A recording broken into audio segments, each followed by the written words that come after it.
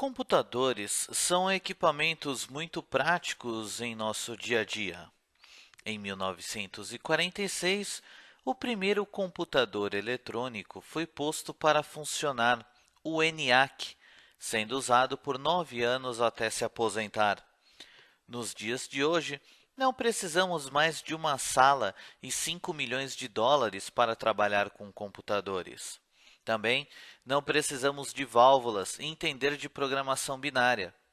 Computadores de hoje são bem mais portáteis e práticos e, apesar de serem absurdamente mais potentes, são chamados de microcomputadores. Vamos olhar com detalhe como um computador funciona, seja ele micro ou não.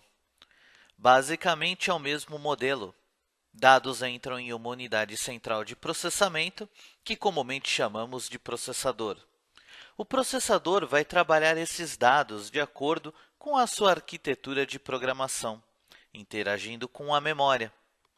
A memória é usada para armazenar os dados do processamento de forma temporária, para que tudo fique organizado. Após os processamentos, os dados vão para a saída. Atualmente, a entrada pode ser um teclado, mouse ou uma memória permanente. Já a saída pode ser um monitor, uma impressora ou também uma memória permanente.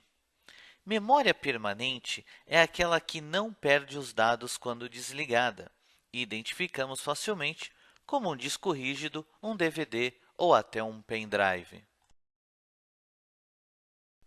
Este é o processador. Este da figura é um modelo antigo já, o 80486 da Intel. Apesar de ser antigo, sua arquitetura ainda existe até hoje.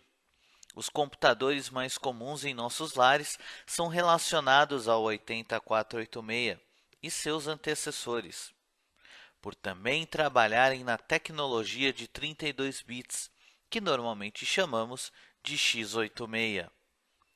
Além de trabalharem em 32 bits, os processadores modernos também operam em 64 bits. Fazem parte desta família os processadores atuais da tecnologia Core 2 e i5. Não podemos confundir os processadores com os controladores, que são aparelhos mais simples em função, mas mais completos em arquitetura. Controladores são geralmente mais baratos que processadores, por possuírem um conjunto de instruções mais simples e uma frequência mais baixa. Em compensação, o controlador é praticamente um computador completo, pois possui circuito de entrada, saída e módulo de memória. Aqui temos a arquitetura básica de um microcontrolador, por exemplo, um PIC. Temos aqui a CPU, que tem a função de processador, executando as operações. O PIC também tem dois barramentos de entrada e saída, sendo um deles serial. A memória também está presente, funcionando como armazenamento temporário. O temporizador funciona como clock ou frequência, dando ciclos de funcionamento do processador e o watchdog. Este watchdog é um timer responsável por garantir que, se o processador travar, o mesmo entre em contato de recuperação, voltando a trabalhar normalmente. Estes são microcontroladores PIC, que processam dados de 8 bits, 16 bits e, mais recentemente, de 32 bits. Como qualquer arquitetura, os processadores PIC apenas aceitam linguagem de máquina, que é a Assembly. No entanto, a programação pode ser feita em linguagens de alto nível, utilizando-se compiladores. Mas, para garantir um bom resultado e um código enxuto, a programação em Assembly é a mais recomendada. Este é um exemplo de linguagem Assembly para o PIC. Veja que ela é bem reduzida e trabalha direto com o hardware. Tecnicamente, é mais simples de trabalhar, mas é a forma mais distante de programação da linguagem humana. Outro tipo de controlador é o Arduino, um conjunto baseado no Atmel AVR. Mais comumente usado a partir dos anos 2010, trata-se de uma solução mais robusta com programação em nível mais alto que o PIC, utilizando de uma variante da linguagem C.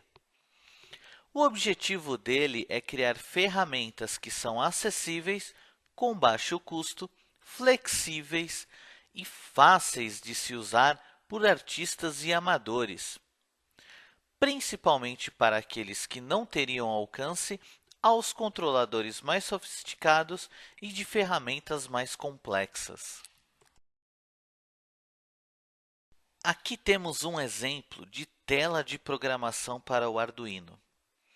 Perceba que o uso da linguagem C facilita o desenvolvimento de instruções para o usuário final.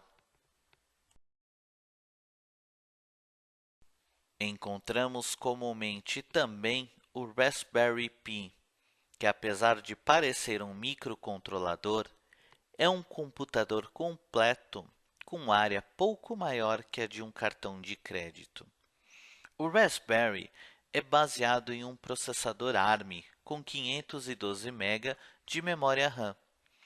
O projeto não inclui uma memória não volátil, como um disco rígido, mas possui uma entrada de cartão SD para o armazenamento dos dados.